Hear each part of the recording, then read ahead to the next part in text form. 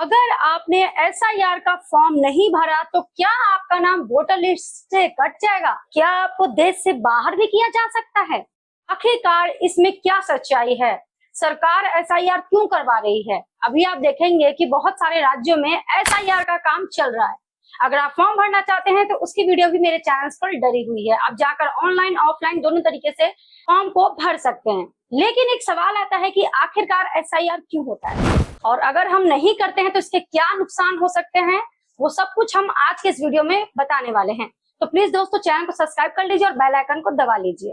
तो दोस्तों एसआईआर होता है ना, वोटर लिस्ट करेक्शन के लिए करवाया जाता है। देखेंगे कि बहुत सारे व्यक्ति जिनका 2003 में नाम था वोटर लिस्ट में, उनमें से कितने लोगों की मृत्यु हो चुकी हो, पता बहुत सारे ऐसे लोग हो जो एक राज्य से दूसरे राज्य में जाकर अब रह रहे हो, या ऐसा होगा कोई जिसका 2 राज्य में मतदाता सूची में नाम होगा। ये तो चीज समझ गए आप कि एसआईआर आखिर क्यों करवाया जाता है। ठीक है, तो वोटरों की लिस्ट की जानकारी इकट्ठा करने के लिए, सही जानकारी को अपडेट करने के लिए एसआईआर सरकार के द्वारा करवाया जाता है। इलेक्शन कमीशन, मान लीजिए किसी कंडीशन में जो व्यक्ति अपना एसआईआर नहीं करवाता है, अपना जो इनॉमिनेशन का फॉर्म है वो नहीं भरता है, उसका जो है वोटर लिस्ट में नाम आएगा ही नहीं। ठीक है, और वो व्यक्ति क्या होगा, मतदाता सूची में नाम नहीं आएगा उसका, तो वो वोट डालने योग्य नहीं रहेगा, वो वोट नहीं दे सकता है। मान लीजिए सरकार के पास आपकी लिस्ट ही नहीं है, आपके नाम की सूची ही नहीं है, तो आप किस तरह से वोट दे पाएंगे। और इसका नुकसान दोस्तों आपको देखने के लिए मिल सकता है कि मान लीजिए अभी सब जगह का नहीं है पर कुछ राज्यों में ऐसा बोला गया है कि आपको जो भी सरकार की तरफ से सरकारी सुविधाएं योजनाएं मिलती है उसमें से भी आप वंचित रह सकते हैं। राज्यों का नहीं है पर कुछ राज्यों में ऐसे नियम डायरेक्ट सरकार की तरफ से अनाउंस किए गए हैं। तो ये सारी चीजें आपकी मतलब नुकसान आपको हो सकती है अगर आप एसआईआर का फॉर्म नहीं भरते हैं, अपना एसआईआर नहीं करवाते हैं। तो यानी कि ये सीधा सीधा यही है कि आप अपना एसआईआर नहीं करवाएंगे, आपका नाम एसआईआर पर नहीं चढ़ेगा, तो बहुत सारी ऐसी सुविधाएं हैं जिससे आप वंचित रह सकते हैं।